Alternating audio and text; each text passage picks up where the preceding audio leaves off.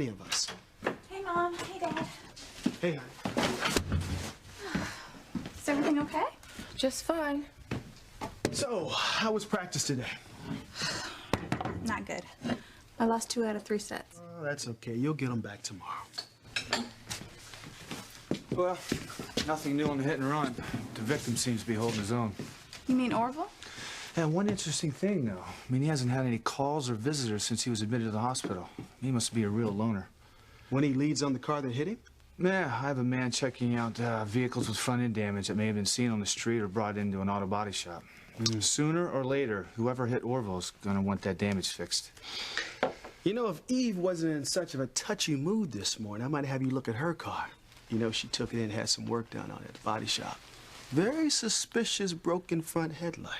That's not funny, TC. Okay, all right. I get the message. Dad, it isn't funny. Orville could have died. He might not be in the state he's in if you hadn't gotten involved, Whitney. You're not blaming me for the accident, are you, Mom? Blaming you for the accident, Whitney. Well, it sounded like it. I just meant to say that if you and Simone hadn't gotten involved with that boy, Chad, none of this might have happened. Sweetheart, that's hardly fair. I never meant for Orville to run out into the street, Mom. And neither did Chad. He just wanted to talk to him. You know, get some answers about where he came from. Chad's past is Chad's business, not the Russell family's. Well, unfortunately, it's police business now. I mean, we have to find out what Orville meant when he said Chad will die if he keeps looking into his past. Do you really think someone tried to kill Orville because of what he knows about Chad? Well, I'm not ruling anything out at this point. Well, that's awful. I mean, what would Chad have in his past that would make someone want to commit murder? Oh, hold on, young lady. You're taking the rantings of a confused old man as gospel? Who's to say that he even knew what he was saying about Chad? But when I was there... And that's another reason that I don't want you or Simone involved in this anymore. But look, when I was there... Don't argue with me, Whitney. I want you girls to stay away from Chad. He's a troublemaker. Honey, come on. No, I mean it, honey. Now look how this is upsetting Whitney. She should be concentrating on tennis and school, and instead she's all wrapped up in the sordid background of some street That is thug. not true, Mom. Other members of this family might be thinking about Chad all the time, but I'm not. I wonder if there's anybody out there thinking about Orville. I guess not. Well, I'm not at all surprised. Well, what makes you say that? Well, his apartment was pretty cluttered. I didn't get the feeling that he entertained much. It was full of old newspapers and posters and records and all kinds of cool stuff like that. Chad was pretty blown away by it all. I'm gonna stop by there on my way back to the station. Maybe I'll get lucky and get a lead on whoever hit him. Hey, you mind if I ride shotgun with you? Not at all. Eve, I'll see you later. Whitney. Goodbye.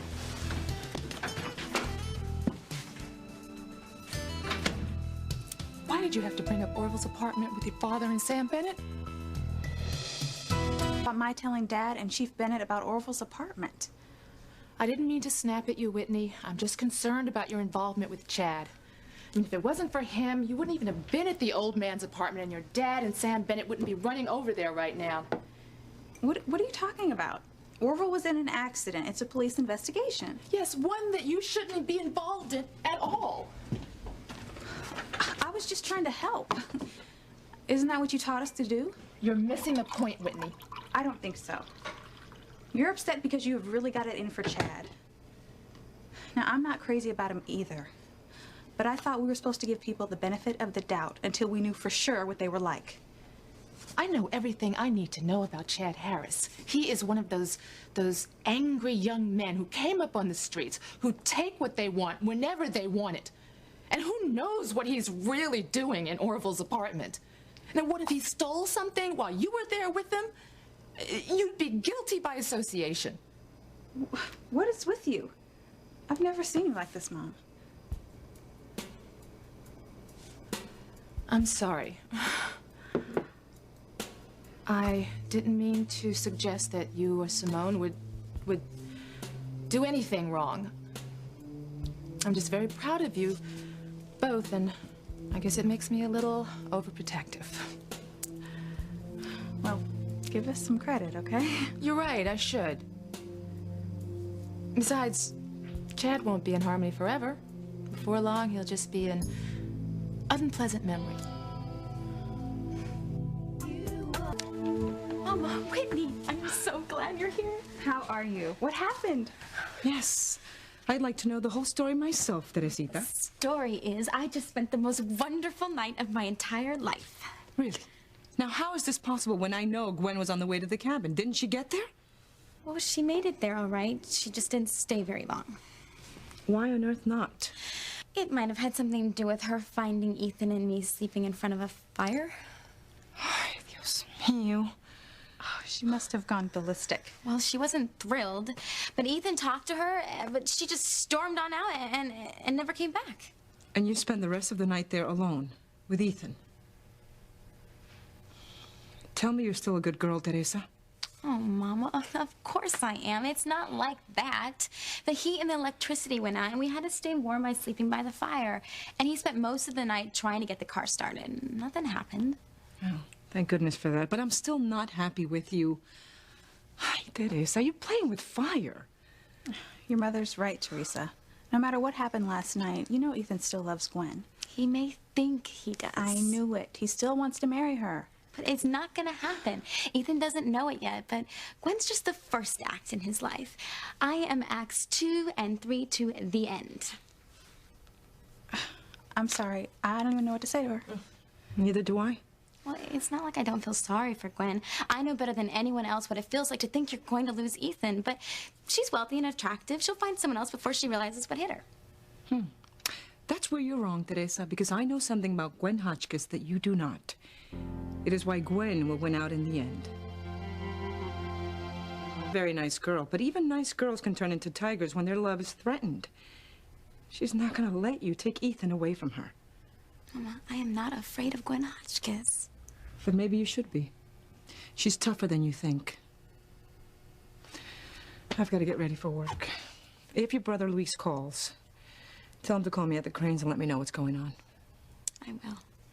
What do you think he'll do if he finds Papa? I don't know, Teresa. It's the only thing I've thought about all night. Try not to worry, Mama. I will have one less thing to worry about if you come home straight from school.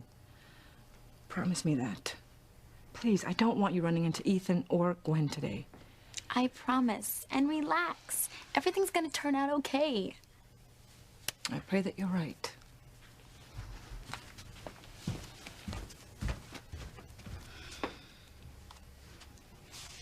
Did you hear what your mother said? Gwen is not going to give up on Ethan. Mama doesn't know everything. And if Gwen hasn't broken up with Ethan, why isn't she answering any of his phone calls? Oh, because she's off licking her wounds, maybe? But once she regroups, she's going to come out fighting. You better be ready.